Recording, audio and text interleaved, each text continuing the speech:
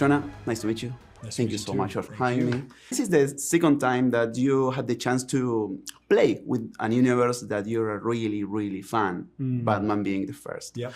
Which difference that you found adapting these amazing stories from comics to the big screen and this huge interactive experience that is a video game to the TV series? Yeah, a lot in common, in common. In both cases, you're standing on the shoulders of these creative giants, these incredible artists and writers who've gone before you.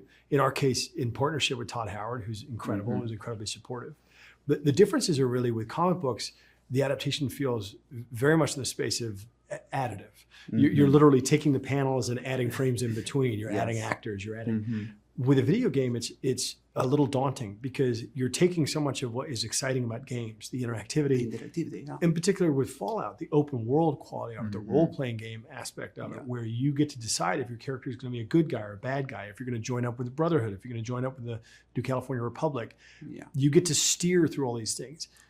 When you adapt for a series, you take all that away. That presented us with a series of challenges that Geneva and Graham, our writers and showrunners, tackled, I think, brilliantly, with a decision to make this an ensemble piece. We have 3 characters in the vein. We talked a lot about the good, the bad, and the ugly, and the way in which that beautiful film tackles, how you would survive the apocalypse. You and your westerns, man. Yeah, your Western influences. I do. It was older brothers when I was a kid, and that was what was on the TV, and you never quite escape your influences. It all started with a lunch with you and Todd, right? Yes. 5 years ago. Yeah. I mean, it was before COVID. Before COVID, I know. It was a different world. Yes, it's a different world. And I think that experience, that global experience, make an impact in the way you write about the life in the vault, for example. Very much. Yeah. No, I think in 2019, some of the concerns of the game felt very retro.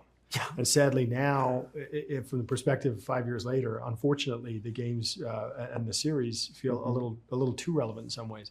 But the pandemic was this incredible moment of really revealing. You always understood that not just in America, but everywhere, there's sort of when we talk about 2 Americas, right? The essential and essential. But the pandemic really, really made it very clear to all of us that when things go badly, society quickly falls apart into these different kind of factions and camps. And there are the people who have the means to sit out the end of the world, and there are people who don't. And so this idea of the vault dwellers and the surface dwellers, this distinction between them. I mean, there's an underlying theme across all the series that it's fractionalism, right? Absolutely. Just the last one, I love that you brought Michael Emerson to this show. I mean, Person of Interest for me is one of the best series in the last decade. Thank you. Michael is an amazing human being and an amazing actor. And so there was a chance to work with him again and to make him hang out with a Belgian Malinois again. I just couldn't say no.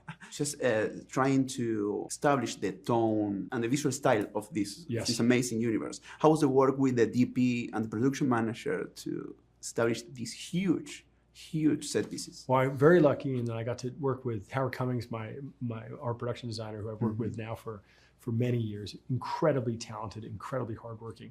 And then working for the first time with Stuart Driver, who's incredibly talented DP whose work I'd admired for years. I'm so lucky. I get to hang out with these amazing people and then take credit for what is largely their work, putting it on camera. We knew with this one, the challenge was the games are so big, they're so expansive, they're so beautiful that to capture that would be a challenge. We knew the secret weapon, not so secret weapon, is on location practical photography. We shot in Namibia, we shot in Utah, we shot here in New York, beautiful sets that Howard built together. So when you put the dream team together, it often works. Congratulations, man. Thank you. It was a pleasure to watch this series. Thank you so much. Todavía no puedo creer que haya hablado cara a cara con Jonathan Nolan, responsable de alguna de mis series favoritas, y que encima haya tenido la generosidad de contarme un montón de cositas detrás de escena de lo que fue Fallout. No quería que se termine el video sin poder hablar así directamente con vos que estás viéndolo, y pedirte una cosa muy grande para mí, que es que dejes un like o un comentario en este video. Me ayuda mucho a que YouTube recomiende más toda esta serie de videos que hicimos de Fallout, porque es una experiencia muy grande y una oportunidad gigante para el canal. Me gustaría empujarla de otra manera. Así que mil gracias por eso. Si es la primera entrevista de Fallout que ves en el canal, te dejo el resto y nos vemos en el próximo si vos querés. Chau.